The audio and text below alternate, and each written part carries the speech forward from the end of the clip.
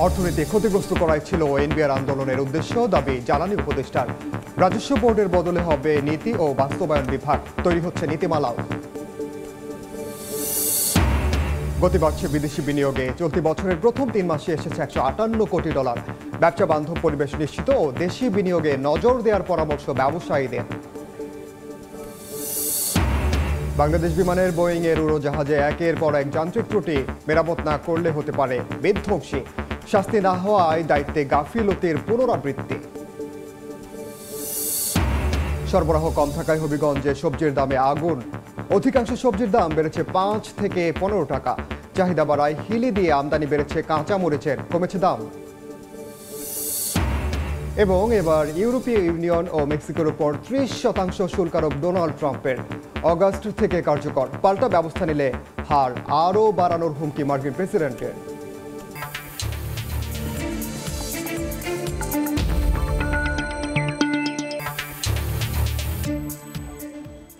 দেখছিলেন শিরোনাম।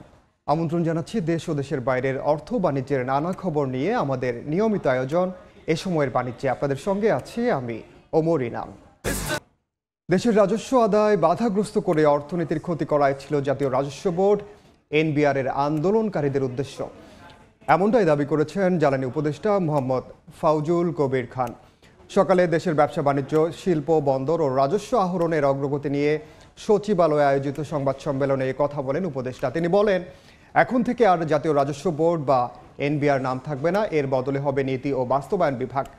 দুটি বিভাগের সচিব সহ ঊর্ধ্বতন কর্মকর্তাদের নিয়োগে একটি নীতিমালা করা হচ্ছে বলে জানান উপদেষ্টা। এনবিআর কর্মকর্তাদের আন্দোলন এক পর্যায়ে সরকার বিরোধী আন্দোলনে পরিণত হয়েছিল বলেও মন্তব্য করেন তিনি।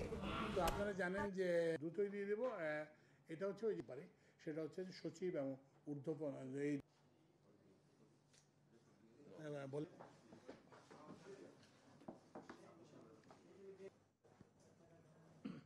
একটা নিরীহ আন্দোলন, একটা ক্যাডারের সমস্যা, ক্যাডারের প্রসপেক্ট। তো পরে এটা কিন্তু সরকার বিরোধী আন্দোলনে পরিণত হয়েছে। আমরা দেখছি যে এইটাতে অর্থনৈতিক ক্ষতি করা এটার একটা উদ্দেশ্য হয়ে পড়েছে এবং রাজস্ব আদায় বাধাগ্রস্ত করা এটা হয়েছে। ওদের দেশের কিছু ত্রুটি আমরা আইডেন্টিফাই করছি, তো সেই ত্রুটিগুলি আমরা সংশোধনের জন্য সরকারকে পরামর্শ দেব।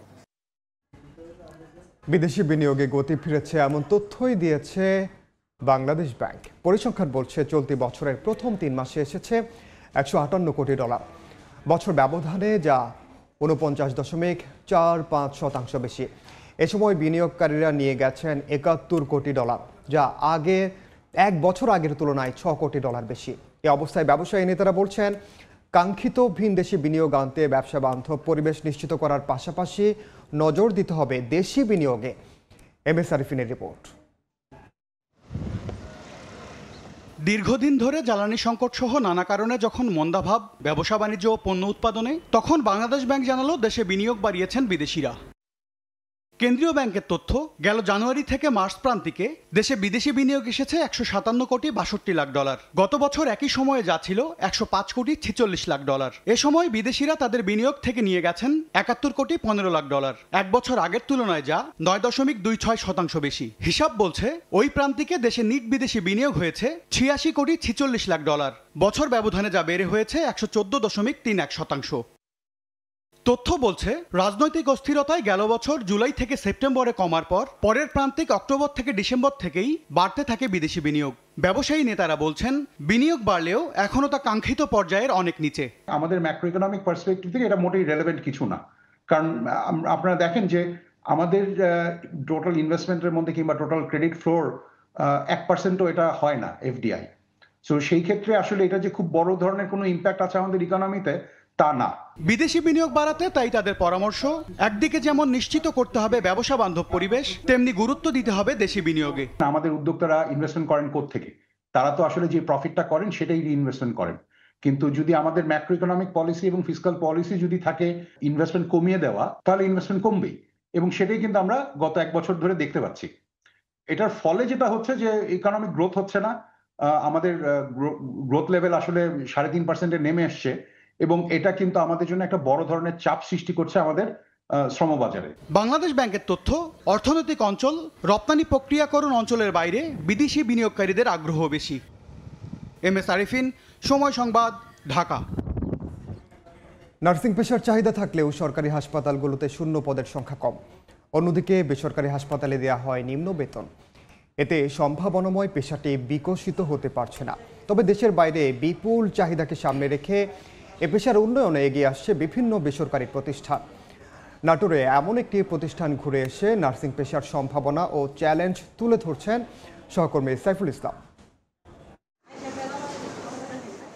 দেশে নার্সিং পেশা হতে পারে বেকার সমস্যা সমাধানের অন্যতম হাতিয়ার। বিশ্ব স্বাস্থ্য সংস্থার মতে বাংলাদেশে প্রতি 10,000 মানুষের বিপরীতে নার্স রয়েছে 6 জনের কম, যদিও প্রয়োজন 20 জন। দেশে প্রায় 3 লাখ নার্সের চাহিদার বিপরীতে নিবন্ধিত মাত্র 79,000। এত চাহিদার পরও নানা কারণে তরুণ তরুণীরা এই পেশায় আসতে আগ্রহী নয়। নিয়োগ পরীক্ষার যে ইয়েটা দেওয়া হয় সেটা পর্যাপ্ত পরিমাণে না দেওয়ার কারণে সরকারিভাবে কোনো কর্ম পর্যায়ে এখনো নাই। 20টা মেডিসিন প্রেসক্রাইব করতে পারবো নিজেরা। রাজশাহী অঞ্চলে নার্সিং শিক্ষার জন্য 2022 সালে নাটোরের চাঁদপুরে অত্যাধুনিক নার্সিং কলেজ গড়ে তুলেছে প্রাণ RFL শিল্প গ্রুপ। হসপিটালে মানুষেরা সবচেয়ে বেশি অসহায় হসপিটালে, তো সেখানে থেকে আমার উদ্বুদ্ধতা আসে যে আমি মানুষকে সেবা করব। রেজিস্ট্রার নার্স হওয়ার পরে তারা যে কোনো জায়গায় চাকরির জন্য অ্যাপ্লিকেশন করতে পারবে, করতেও পারবে। দেশের চেয়ে বিদেশে নার্সিং পেশার কদর বেশি থাকায় শিক্ষার্থীদের জন্য কোর্সগুলো সাজানো হয়েছে আন্তর্জাতিক মানে। কলেজ কর্তৃপক্ষ বলছে শিক্ষার্থীদের বিদেশ পাঠাতে সহায়তা করছেন তারা। আমাদের আরেকটা বড় ইনস্টিটিউট করে সেখানে আরো বেশি নার্স গড়ে তুলে তাদেরকে বিদেশ উপযোগী করে ইন্টারন্যাশনাল লেভেলে একটা অ্যাক্রিডিটেশন, একটা সার্টিফিকেট তার হাতে যদি আমি তুলে দিতে পারি, তাহলে আমার তাকে বাংলাদেশের বাইরে পাঠাতে হবে না, সে নিজেই তার পথটা করে নিতে পারবে। শুধুমাত্র নার্সিং নয়, হেলথ কেয়ার, ল্যাবরেটরি সহ অন্যান্য খাতে জনশক্তি নিতে আগ্রহী সৌদি আরব। আগামী মাসে দেশটির একটি প্রতিনিধি দল আসবে বাংলাদেশ সফরে। উন্মুক্ত হতে পারে দক্ষ আধা-দক্ষ জনশক্তি রপ্তানির নতুন দুয়ার। আপ স্কিল, হাই স্কিল বা বিভিন্ন জাতের একটু উচ্চ লেভেলের মানুষগুলোকে আমরা বাংলাদেশ থেকে চাচ্ছি। তার ভিতরে অন্যতম হচ্ছে হেলথ কেয়ার, মেডিকেল এবং নার্সিং। বাংলাদেশ নার্সিং ও মিডওয়াইফারি কাউন্সিল BNMCর নীতিমালা অনুযায়ী দেশে নার্সদের মধ্যে 80% নারী ও 20% পুরুষ থাকতে পারবে, কিন্তু বর্তমানে আছে 90% নারী আর 10% পুরুষ।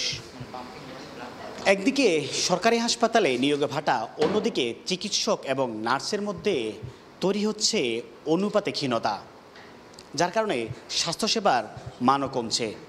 খাত সংশ্লিষ্টরা বলছেন এই খাত উন্নয়নের প্রয়োজন। বেতন ভাতা বৃদ্ধির পাশাপাশি তৈরি করতে হবে উন্নত কর্মপরিবেশ। সাইফুল ইসলাম, সময় সংবাদ, নাটোর। আজ আমরা আলোচনা করব প্রবাসী আয় ও দক্ষ জনশক্তি রপ্তানির বিভিন্ন দিক নিয়ে। এ বিষয়ে আলোচনার জন্য আমাদের সঙ্গে আছেন যুক্তরাষ্ট্রের নূর ট্যাক্স ইনকর্পোরেশনের প্রধান নির্বাহী ইকবাল ফেরদৌস। যাচ্ছি তার কাছে। ইকবাল ফেরদৌস, আপনাকে স্বাগত জানাচ্ছি। যেমনটা আমাদের প্রতিবেদনে দেখছিলাম যে আমাদের দক্ষ জনশক্তির যে বিষয়টি, বিশেষ করে যদি নার্সিং পেশার কথা বলি, নার্সিং পেশায় আগ্রহ আছে, চাহিদা আছে, কিন্তু আমরা আমাদের সেরকম পরিবেশ বা তাদের সেই চাহিদা অনুযায়ী আমরা দিতে পারছি না। তাদেরকে কর্মক্ষম করার পর তাদেরকে জায়গা দেওয়া সেটা আমরা পারছি না। এক্ষেত্রে নার্সিং পেশা দিয়ে যদি আমি শুরু করি, বাংলাদেশে আসলে জনশক্তি রপ্তানির বিষয়ে বাংলাদেশের অবস্থানটা এখন পর্যন্ত আসলে কি? অসংখ্য ধন্যবাদ। আমার মনে হয় এই মুহূর্তে বাংলাদেশে প্রচুর সম্ভাবনা রয়েছে। কেন, আমাদের যদি আমি লাস্ট ডাটা দেখি, আমাদের যে টোটাল জনসংখ্যার প্রায় 50 থেকে 60% হচ্ছে কর্মক্ষম মানুষ। তার মানে হচ্ছে তারা ইয়াং, মোটামুটি 15 থেকে প্রায় 60 বছরের মধ্যে। তার মানে হচ্ছে আমরা অনেক এত বড় ম্যান পাওয়ারের একটা দেশ, সেই দেশের সম্ভাবনা তো শেষ নাই। আমাদের লাস্ট টোটাল জিডিপির কিন্তু 6% এই ফরেন যে রেমিটেন্স সেটার উপর নির্ভর করে। এখনকার যে বিশ্ববাজারে আমাদের যারা রেমিটেন্স যোদ্ধা, তারা কিন্তু খুব একটা দক্ষ না, সেমি দক্ষ বা অদক্ষ জনশক্তি আমরা রপ্তানি করি। তার মধ্যে যদি টোটাল জিডিপির 6% যদি আমাদের রেমিটেন্স আসে, তাহলে যদি আমরা দক্ষ জনশক্তি রপ্তানি করি তাহলে সেটার কিন্তু পরিমাণ অনেক বেশি হবে। আমাদের যে এখন যেটা পারসেপশনটা চেঞ্জ, গ্লোবালাইজেশনের এই যুগে, এই যে কম্পিটিশনের যুগে, আমি মনে করি আমাদের পারসেপশনটা একটু চেঞ্জ করতে হবে। আমরা মনে করি জনশক্তি রপ্তানি করি, আমাদেরকে প্রয়োজন হচ্ছে দক্ষতা রপ্তানি করা। আমাদের এই যে জনশক্তি যেটা আছে সেটাকে স্কিল করা। আপনি যেটি বলছিলেন যে নার্সিং পেশার সম্ভাবনা, নার্সিং যেহেতু একটা গ্লোবাল সব জায়গায় মোটামুটি অ্যাকসেপ্টেড, হেলথ কেয়ার সেক্টরে অনেক বড় একটা ভূমিকা পালন করে। আমি যুক্তরাষ্ট্র এবং যুক্তরাজ্য সহ পুরো ইউরোপে কিন্তু প্রত্যেকটা হসপিটালে নার্স, কেয়ার গিভার এবং বিভিন্ন হেলথ কেয়ার সেক্টরে অনেক সম্ভাবনা রয়েছে। এই যে আমাদের দেশের যদি নার্স বা বিশেষ করে এখন কিন্তু কেয়ার গিভার আরেকটা বড় সেক্টর। নার্স হওয়ার জন্য আমি আমেরিকার কথা যদি বলি তাহলে কিন্তু সেখানে অনেক সার্টিফিকেশনের প্রয়োজন হয়। এখান থেকে কেউ ডাইরেক্ট গিয়ে নার্স হতে পারবে না, সেটাকে RN বলে, রেজিস্টার্ড নার্স, প্রায় ডক্টরেট পর্যায়ে প্রায় 4 থেকে 5 বছর পড়াশোনা করতে হয় এবং আমেরিকা থেকে সে সার্টিফিকেট নিতে হয়। সো বাংলাদেশ থেকে ডাইরেক্ট নার্স রপ্তানি করাটা সম্ভব না, সেখানে একটা আপনার আলাদা সার্টিফিকেশন নিতে হবে। কিন্তু এক্ষেত্রে সরকারের কি কিছু করার আছে? ধরেন যেহেতু ডিরেক্টলি পারবে না, সেক্ষেত্রে সে দেশের সরকারের সঙ্গে বাংলাদেশ যদি তাদেরকে স্কিলড করে সেই সার্টিফিকেটের বিষয়টা যদি বাংলাদেশ যদি দায়িত্ব নিতে পারে, সেই ক্ষেত্রে কি সম্ভব? তবে যেমন এখন কিন্তু অনেকগুলা বডি আছে, যেমন আমি যদি অ্যাওয়ার্ডিং বডির কথা বলি, আমেরিকার অনেকগুলো ইউনিভার্সিটি এবং সরকার যদি ওই ইউনিভার্সিটিগুলোর সাথে বা এখানকার যারা ইউনিভার্সিটি আছে তারা আমেরিকার যে সকল নার্সিং স্কুল আছে, নার্সিং ইউনিভার্সিটি আছে, সেগুলোর সাথে যদি কোলাবোরেট করে সার্টিফিকেশন আদান প্রদান, ধরেন আপনি এই বছর বাংলাদেশে 3 বছর পড়বে, 4 বছর পড়বে, পরীক্ষাটা শুধু সেখানে দেবে, এরকম সুবিধা আছে। কিন্তু এটাকে আরও বড় পরিসরে করা প্রয়োজন সরকারের এবং বেসরকারিভাবে। তাহলে কিন্তু এইখান থেকে বাংলাদেশে বসে সে তার এডুকেশনটা কমপ্লিট করতে পারলো এবং প্রিপারেশন নিল। যেমন USMD এইখান থেকে যদি ডাক্তার বাংলাদেশের থেকে আমেরিকায় প্র্যাকটিস করতে হয়, সে আমেরিকার একটা আমরা আবারও আপনার কাছে আসবো। আমরা এ পর্যায়ে আলোচনায় একটু বিরতি নিচ্ছি। ফরেন সার্ভিস একাডেমিতে রাজনৈতিক দলগুলোর সঙ্গে জাতীয় ঐকমত্য কমিশনের 2য় দফার 12তম দিনের আলোচনার শুরুতে বক্তব্য রাখছেন কমিশনের সহ সভাপতি অধ্যাপক আলী রিয়াদ। সরাসরি যাচ্ছে সেখানে। তত্ত্বাবধায়ক সরকারের কাঠামো কিভাবে নির্বাচন হবে, কিভাবে প্রধান উপদেষ্টা নিযুক্ত হবেন, সে বিষয়গুলো নিয়ে একটা প্রস্তাব দিয়েছি। সেগুলো নিয়ে আমরা দিনের শেষের দিকটাতে আশা করছি খুব শীঘ্রই সকালের দিকেই যদি আমরা দুটো বিষয় দ্রুত নিষ্পত্তি করতে পারি, তাহলে তৃতীয় বিষয়টাতে আমরা আলোচনা করতে পারবো।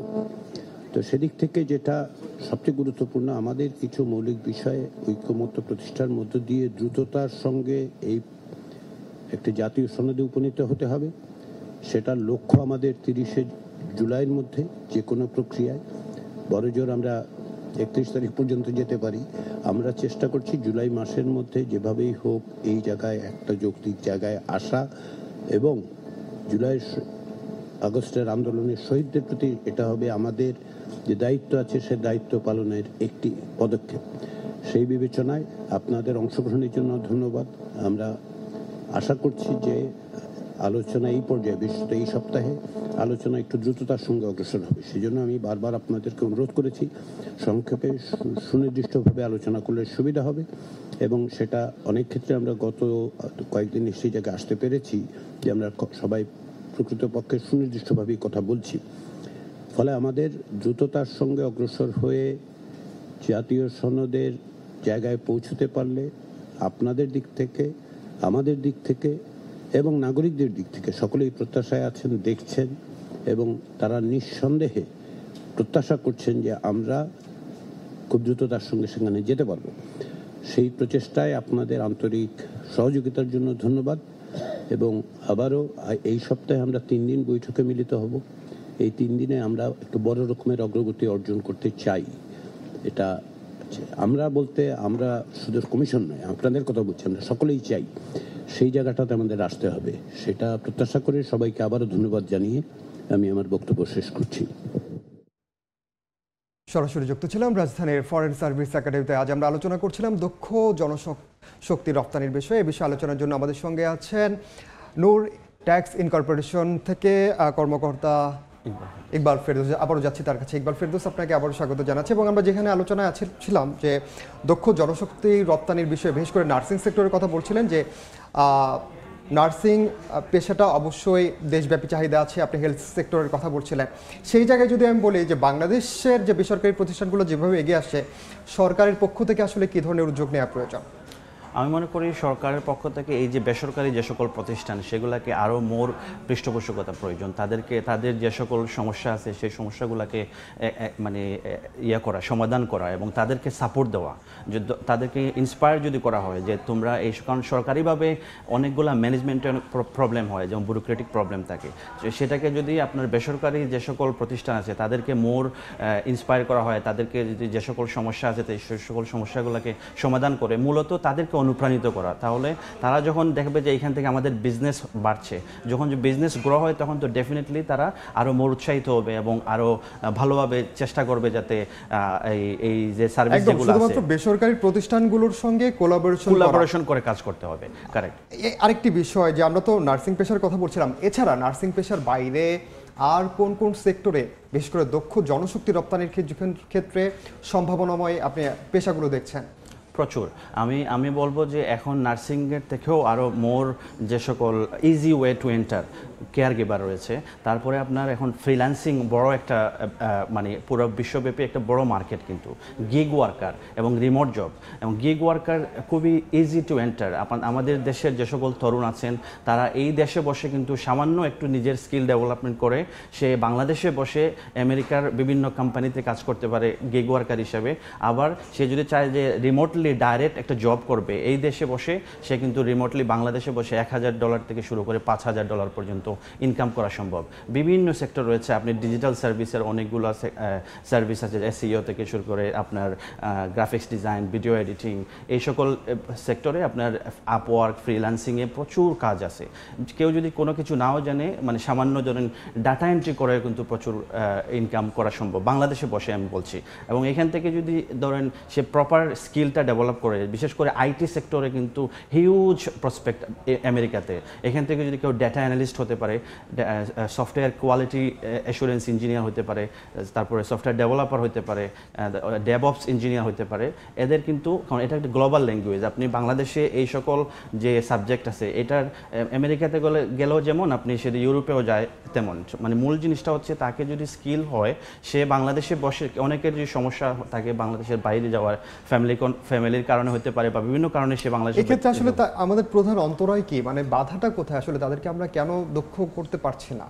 এটা আমাদের দেশের একটা মাইন্ডসেট, আমি বলবো প্রথম সমস্যা যেটা, যে অনেকে মনে করে যে বিদেশে যাব আমাদের, যেমন আমি বাংলাদেশের প্রেক্ষাপটে যদি বলি, 10 থেকে 20 লাখ টাকা, 30 লাখ, 50 লাখ টাকা সে বিদেশে যাওয়ার পিছনে খরচ করবে, কিন্তু নিজেকে স্কিল ডেভেলপ করার জন্য কিন্তু এই 1 লাখ টাকাও খরচ করবে। এটা এই যে মানে একটা লেজিনেস, এবং অনেকটা আছে যে প্রপার গাইডলাইন্স অনেকে জানে না। অনেক তরুণ আছে তারা করতে চায়, তাদের মধ্যে মানে এই যে স্পৃহাটা আছে, কিন্তু তারা জানেন যে কোথায় থেকে শুরু করতে হবে। এই যে গাইডলাইন্সটা, এটা আমার মনে করি আমাদের দেশের সরকারিভাবে এবং বেসরকারিভাবে এটার আরও অ্যাওয়ারনেস ক্রিয়েট করা এবং প্রপার একটা নকশা দিয়ে দেওয়া, একটা ফ্রেমওয়ার্ক তরুণদের সামনে দেওয়া, যে তুমি এই সেক্টর আছে, এই জায়গায় আছে। এখন অনেকের জন্য সবার জন্য সব কিছু না, ধরেন আপনি যেটাতে ভালো আমি সেটাতে ভালো না, তখন আমাদেরকে যদি একটা প্রপার ফ্রেমওয়ার্ক দেওয়া হয় যে এই হচ্ছে অপরচুনিটি এবং তুমি কোনটাতে ভালো, সেটা সেই অনুযায়ী তাহলে আসলে বাছাই করতে পারবে। জনাব ইকবাল ফেরদৌস, আপনাকে অসংখ্য ধন্যবাদ আমাদের সঙ্গে যুক্ত হওয়ার জন্য। Thank you so much. আমরা দক্ষ জনশক্তি রপ্তানির বিষয়ে আলোচনা করছিলাম নূর ট্যাক্স ইনকর্পোরেশনের প্রধান নির্বাহী ইকবাল ফেরদৌসের সঙ্গে।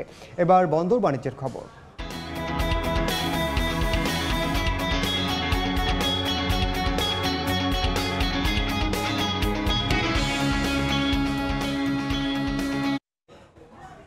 চাহিদা থাকা হিলি স্থলবন্দর দিয়ে ভারত থেকে কাঁচা মরিচের আমদানি বেড়েছে, এতে কমেছে দাম। বিস্তারিত জানাতে হিলি স্থলবন্দরে আছেন সহকর্মী শফিকুল ইসলাম। শফিক, সরাসরি যাচ্ছে তার কাছে।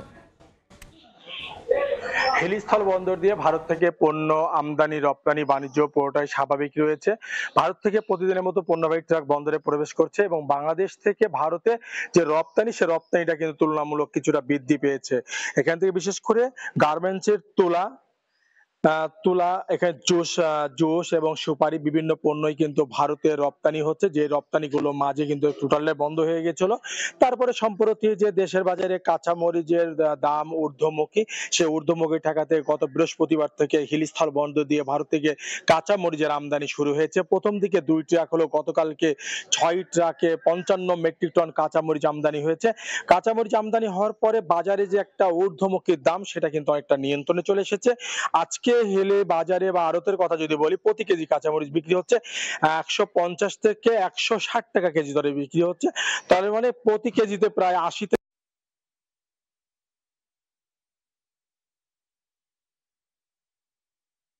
কিন্তু হবার কথা, আমদানি কিন্তু হবার কথা রয়েছে।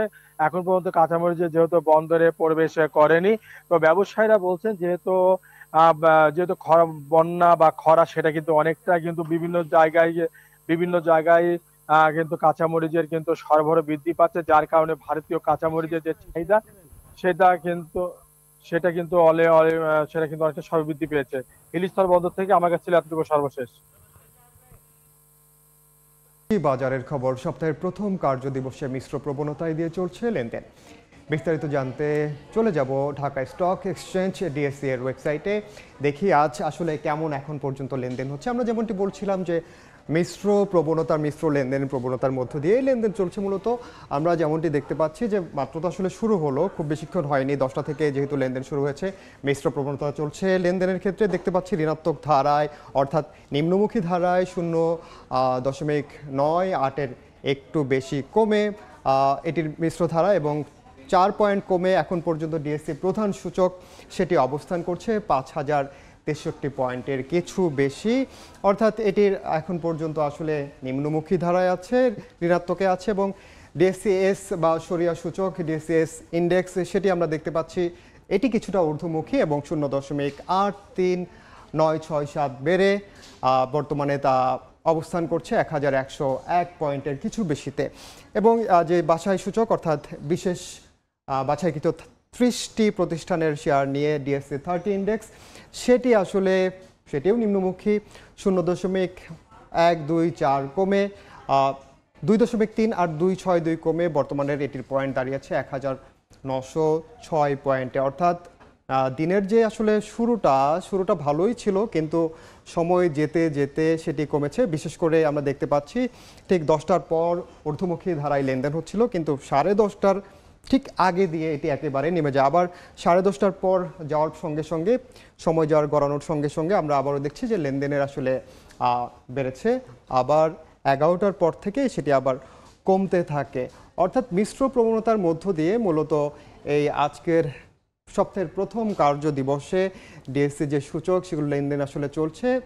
বিশেষভাবে বলা যায় যে একেবারে শুরু থেকে যে ধারাটি ছিল, সেটি হয়তো বা আবারও ধীরে ধীরে দিন শেষে আসলে বোঝা যাবে কোন পর্যায়ে গিয়ে আসলে এই আজকের ডিএসসি সূচক গিয়ে দাঁড়ায়। এই ছিল মূলত আজকের শেয়ার বাজারের লেনদেনের আসলে ওয়েবসাইট থেকে সবশেষ। একের পর এক যান্ত্রিক ত্রুটিতে পড়েছে বাংলাদেশ বিমানের বোয়িংয়ের তৈরি উড়োজাহাজ। আস্থা আর নিরাপত্তার আশঙ্কা তৈরি করছে যাত্রীদের।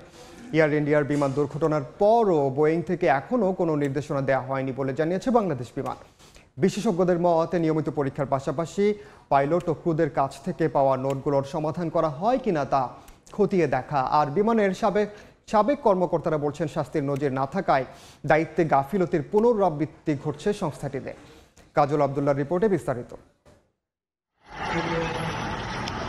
সম্প্রতি সবচেয়ে বড় বিমান দুর্ঘটনা ঘটে ভারতের আহমেদাবাদে। এরপরই বেশ নড়েচড়ে বসে বিশ্বজুড়ে বোয়িংয়ের 787 মডেলের উড়োজাহাজ ব্যবহার করা এয়ারলাইন্সগুলো। তবে অন্যান্যদের মতো দুর্ঘটনা পরবর্তী এখনো কোনো নির্দেশনা পায়নি বাংলাদেশও। বোয়িংয়ের সাথেও যোগাযোগ করি যে আমাদের পরবর্তী পদক্ষেপ কি।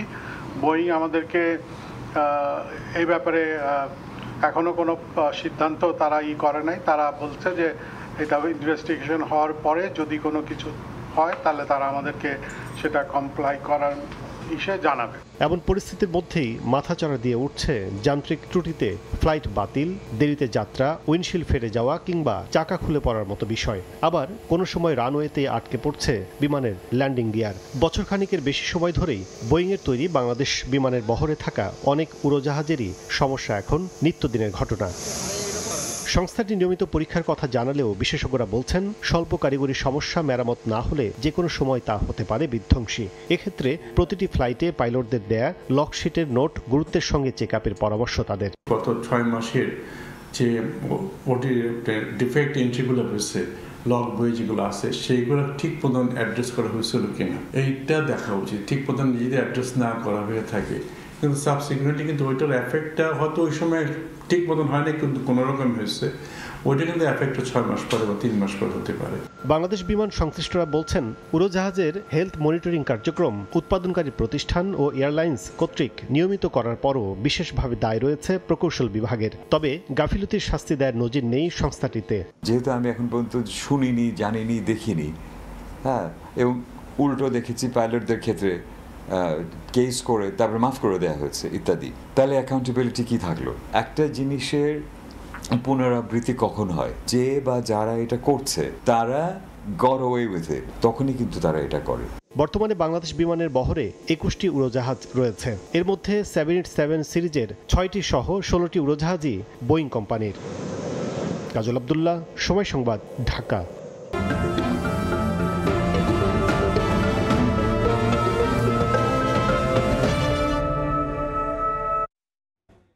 প্রতিকূল আবহাওয়ায় সরবরাহ কম হওয়ায় হবিগঞ্জের বাজারে বেড়েছে সবজির দাম। এতে বিপাকে পড়েছেন সাধারণ ক্রেতারা। খরা ও অতিবৃষ্টিতে ক্ষতিগ্রস্ত হয়েছে সবজি ক্ষেত। আর বাজারে সরবরাহ কম হওয়ায় দাম বেশি বলে জানান ব্যবসায়ীরা। রাশেদ আহমদ খানের তথ্য ও শাওন গোপের ছবি নিয়ে রিপোর্ট।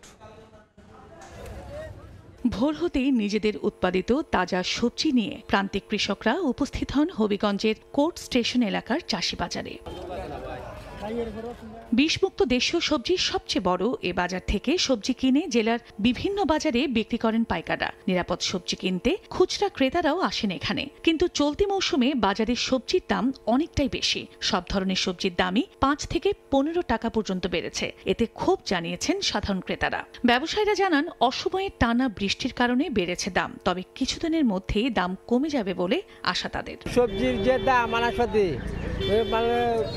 আগের চেয়ে অনেক দাম বেশি, এগুলা লাভ কম। জেঙ্গা 50 টাকা, বেগুন 50, মরিচ 250 টাকা কেজি, ধন্যা মাথা 200 টাকা কেজি। কৃষকের বাজার না তাহলে কৃষক রাস্তার মাঝে হারিয়া মাল ব্যস্ত হয়, এটা কৃষকের ভোগান্তি, আপনার যে ড্রাইভার কিংবা গাড়ি চলাচলের ভোগান্তি। সরকারের কাছে আকুল আবেদন জানাবো আমাদেরকে যেন একটা সুস্থ পরিবেশে একটা বাজারে সিস্টেম করে দেওয়া হয়, এটা আমরা জোর দাবি রাখছি কৃষকের পক্ষ থেকে। হবিগঞ্জ চাষি বাজারে প্রতিদিন 15 থেকে 20 লাখ টাকার সবজির বেচাকেনা হয় বলে জানান ব্যবসায়ীরা।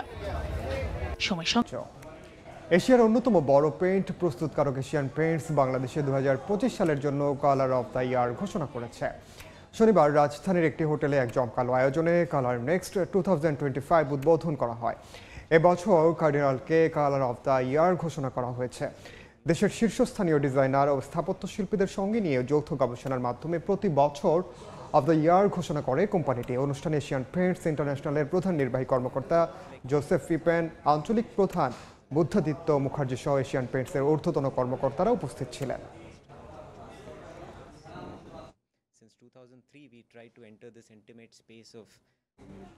বৃষ্টিস্নাত সন্ধ্যায় রাজধানীর একটি হোটেলে MW ম্যাগাজিন বাংলাদেশের পরিবেশনায় আয়োজন করা হয় সাংস্কৃতিক অনুষ্ঠান মায়া বাদল দিনের প্রথম কদম ফুল। ভিন্ন ধর্মী এই আয়োজন ছিল বর্ষার সৌন্দর্য, গানের সুর আর আবৃত্তির আবেশে পরিপূর্ণ। এতে ছিল সঙ্গীত শিল্পী শামার রহমানের একক সঙ্গীত পরিবেশনা এবং অভিনেতা, নির্মাতা ও সব্যসাচী শিল্পী আফজাল হোসেনের হৃদয় ছোঁয়া পাঠ। আয়োজনটির মূল অনুষ্ঠান শুরু হয় সন্ধ্যা 6টায়। এতে উপস্থিত ছিলেন স্কয়ার টয়লেট্রিজ লিমিটেডের ব্যবস্থাপনা পরিচালক অঞ্জন চৌধুরী ও প্রধান নির্বাহী কর্মকর্তা মালিক মোহাম্মদ সাইদ এবং MW ম্যাগাজিন বাংলাদেশের সম্পাদক ও প্রকাশক রোমানা চৌধুরী। এছাড়াও ছিলেন দেশের গণমাধ্যম, ব্যবসা, সংস্কৃতি ও শিল্প জগতের বিশিষ্ট ব্যক্তিরা। অনেক আন্তরিকতার সাথে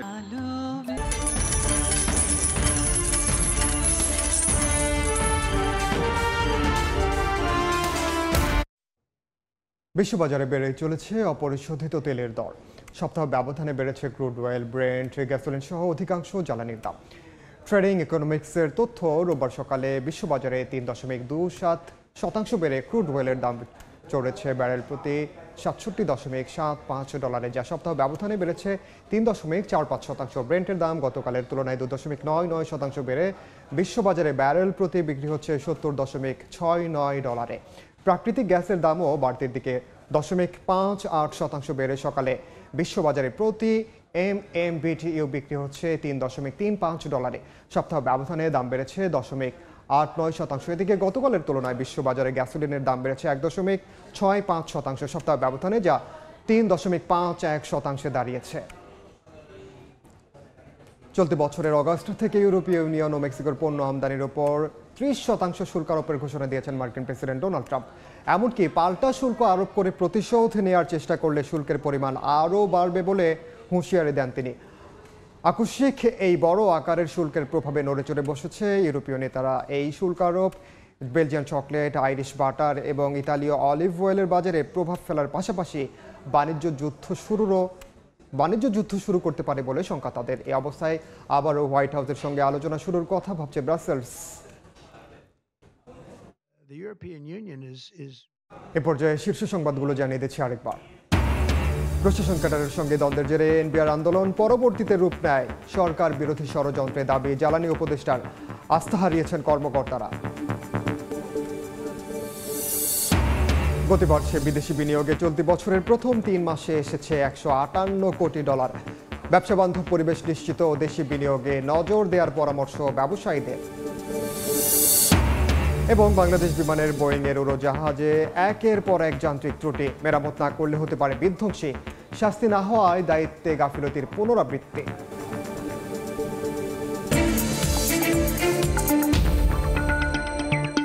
এই ছিল এই সময়ের বাণিজ্যে। সঙ্গে থাকুন সময়।